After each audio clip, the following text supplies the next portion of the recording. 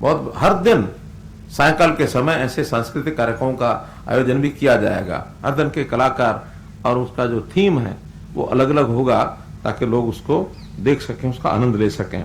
संत सम्मेलन 12 दिसंबर 2021 को वो संत सम्मेलन होगा जहां सारे देश के विदेश के संत समागम यानी संतों के विचार, आखिर हर किसी व्यक्ति का, सिटीजन का अलग अलग प्रकार से गीता का अध्ययन करने का या गीता को ग्रहण करने का अलग अलग प्रकार होता है। उसी प्रकार से संतों ने जो इसके विवेचन किए हैं गीता के, उनके एक सम्मेलन के माध्यम से वो व्याख्यान भी होंगे और उससे भी हमें एक बहुत बड़ा लाभ मिलेगा। गीता के जो सेमिनार, हवन, एक पाठ का आयोजन जैसा मैंने बताया ही है, वो सब होंगे लगातार 12 से लेकर 14 दिसंबर तक। महाविद्यालयों में गीता संसद का आयोजन 13 दिसंबर को जितने महाविद्यालय हैं उन सब में गीता संसद का आयोजन करने के लिए कहा गया है ताकि वहां के जो विद्यार्थी हैं वो गीता संसद के रूप में उस पर भी अपने विचार विमर्श नाते से वो करेंगे।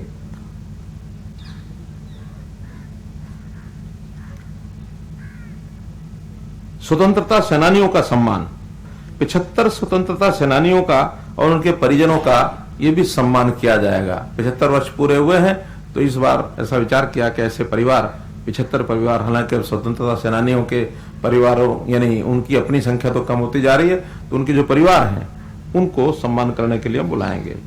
वैश्विक गीता पाठ, जो हमने एक बार यहाँ 18,000 विद्यार्थियों को बुला करके और सांघिक गीता पाठ कराया था और उसी दिन विदेशों में भी सांघिक पाठ उसी समय सब किए गए थे, लेकिन कोविड के कारण से इस संख्या को प्रत्यक्ष तो इस बार कम किया है, लेकिन ऑनलाइन जो है ये गीता पाठ इस बार भी कराया जाएगा।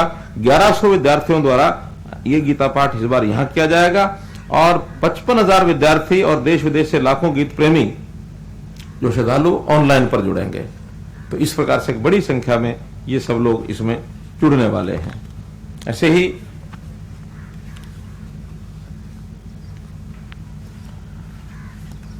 जैसा हमने देखा है कि जो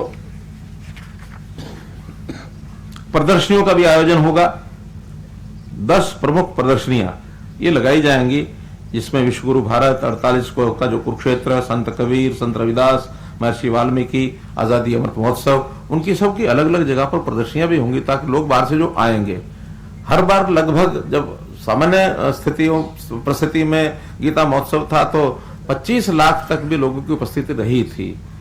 एक साल को छोड़ दे अगर हम कोविड को, तो उससे पहले 25 लाख तक भी पहुंचे हैं।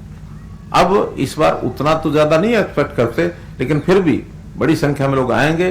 जैसा बताया कि कोविड की जो मर्यादा है उसको ध्यान में रख करके ये सारे कार्यक्रम किए जाएंगे। उन सब के लिए ऐसी 10 प्रमुख प्रदर्शनियां वो भी लगाई जाएंगी।